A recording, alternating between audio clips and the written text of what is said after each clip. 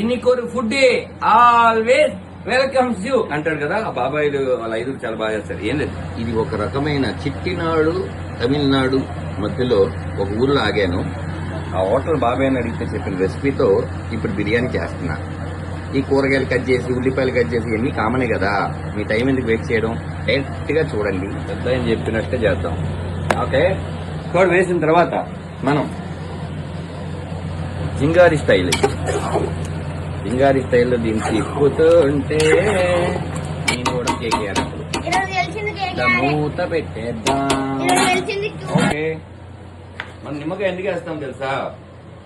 నిమ్మకాయ వేస్తే అంతా ఈవెన్ చేస్తుంది. ఈవెన్ అంటే నీకు తెలియకపోవచ్చు, అందరికీ తెలుసు. ఈవెన్ అంటే ఒకవేళ ఇట్లా ఇప్పుడు కారాలు పోయిందనుకో,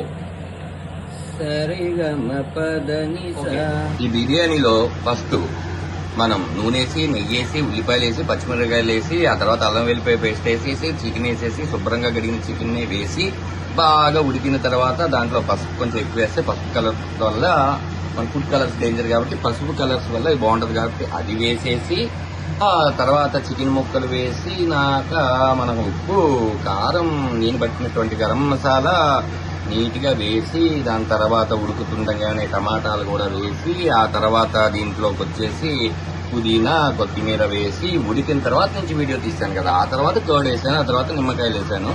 ఇప్పుడు మనం చేయబోయేది ఏమిటి అంటే రైస్ వేయడమే. ఏ రైస్ అనుకుంటున్నారు? ఈ పక్కనే ఉంది ఒక 2 hours నానబెట్టినటువంటి జీరా రైస్. నేనే రైస్ని కూరతో పాటు వాటర్ లేకుండా మనం కొంచెం వేయించామనుకో అప్పుడు ఏం జరుగుతుందంటే మసాలాలన్నీ దీనికి బట్టి ఈ పలావ్ చాలా చాలా చాలా బాగుంటుంది.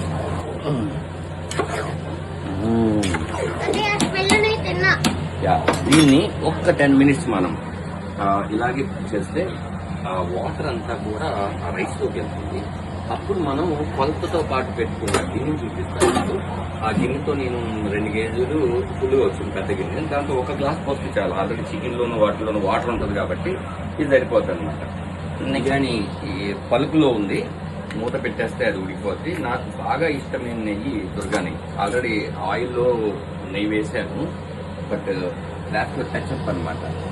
ఇలా వేస్తే దీని బిర్యానీయా తెలంగాణ తమిళనాడా అలా కాదు, మంచి బిర్యానీ చాలా రుచిగా ఉంటుంది. నన్ను నమ్మండి, నేను చెప్పిన రెసిపీని ఫాలో అవ్వండి. పక్క రెసిపీ కావాలంటే కామెంట్ చేయండి. అమ్మో, నేను కూడా యూట్యూబర్గా మారిపోయాను. Okay, bye.